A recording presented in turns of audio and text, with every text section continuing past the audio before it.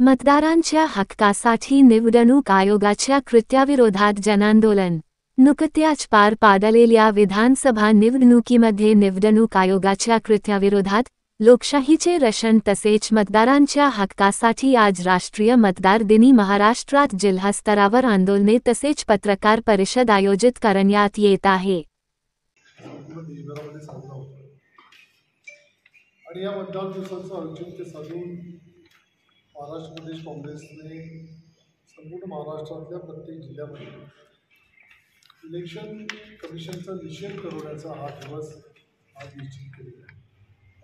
प्रत्येक जिल्ह्यामध्ये जागोजागेवरती आंदोलनं होत आहेत आणि पत्रकार परिषदेच्या माध्यमातून लोकांमध्ये जनजागृती करून इलेक्शन कमिशनने केलेलं जे एकंदर दडपशाहीचं कृत्य ज्याच्यामध्ये EVM मशीनच्या माध्यमातून या संपूर्ण इलेक्शन प्रक्रियेमध्ये झालेला घोळ हा लोकांच्या समोर आला पाहिजे, याकरता आजचा हा निषेध दिवस नोंदवला जातो आहे.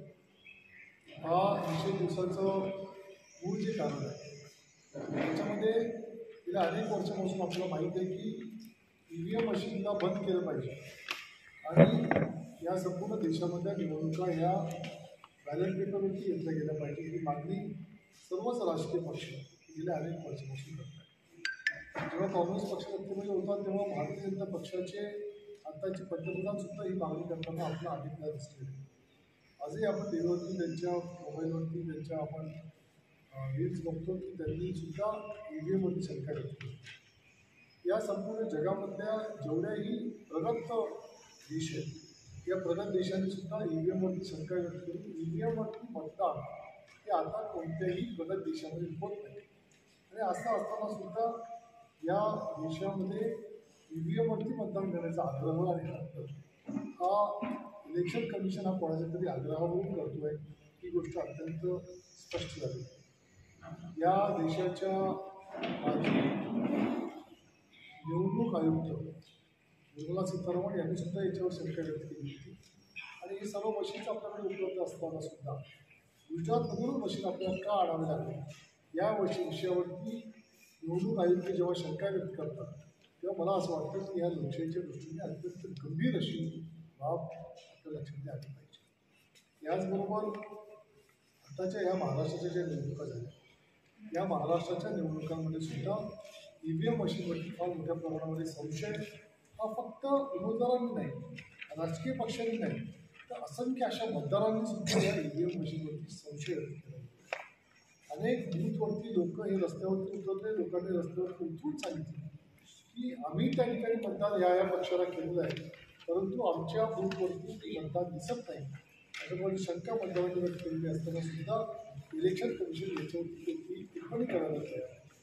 जेव्हा काही लोक सुप्रीम कोर्टामध्ये या विषयावरती गेले तेव्हा सुप्रीम कोर्टाने 40 आमदारांच्या निकालाला निकाल देण्याकरता सुद्धा पक्षांचा बदलीचा कायदा असताना निवडणूक देण्याकरता सुद्धा अनेक वर्षे घालून टाकले.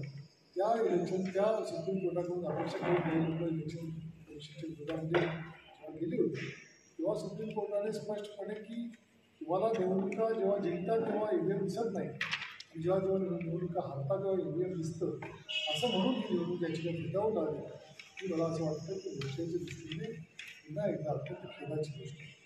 आणि म्हणून या अशा परिस्थितीमध्ये जर तुमच्या निवडणुका जर पारदर्शी होणार नसतील आणि या निवडणुकांवरती या देशातला नागरिक या देशातला मतदार जर त्याच्या मतदार प्रक्रियेवरती विश्वास ठेवणार नसेल आणि त्याच्यानंतर जर त्याच्यावरती कोणत्या प्रकारचं भाष्य निवडणूक आयोग किंवा सरकार करणार नसेल तर ही अत्यंत गंभीर बाब आहे. आणि या गोष्टीचा आम्ही अत्यंत तीव्र शब्दामध्ये कुठेतरी निषेध देतो.